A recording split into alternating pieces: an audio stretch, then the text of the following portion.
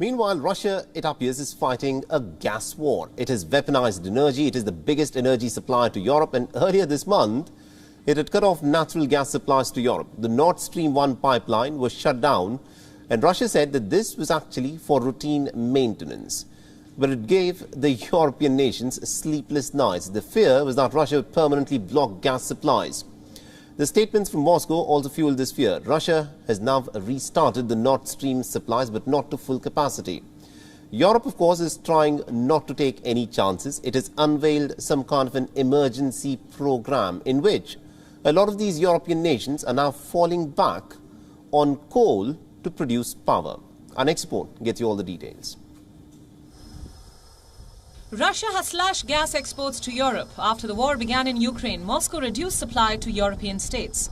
The EU fears that Russia could now completely shut off the supply. Russia is blackmailing us. Russia is using energy as a weapon.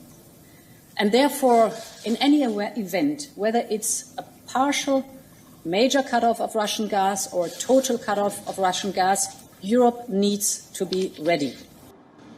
The European Union is preparing for the worst. A plan has been proposed. The bloc wants European nations to cut their natural gas consumption. The target is to reduce usage by 15% over the next 8 months. But not everyone is on board with the idea. Spain has refused to comply. Portugal says it is totally against the proposal. For now, the cuts are voluntary, but Europe remains vulnerable. Gas supply from Russia's Nord Stream has resumed, but the pipeline is not operating at full capacity. Germany has sent a message to its European allies. It believes that Russia is engaging in hybrid warfare, and Russia is weaponizing gas supplies. Indeed, today underlines, even if there's an announcement that gas is flowing again, that this war isn't only being conducted with weapons against Ukraine, but that hybrid warfare means also using energy dependency as a means of war. Moscow is pushing back against Europe's charges. The Kremlin has spoken out. It says the state-owned energy giant Gazprom is a reliable supplier. But Moscow warned that the future supply might not be steady. Russia claims that Western sanctions are hampering the maintenance of the pipeline. The president said clearly in Tehran that Gazprom has fulfilled, is fulfilling, and will continue to fulfill all of its obligations.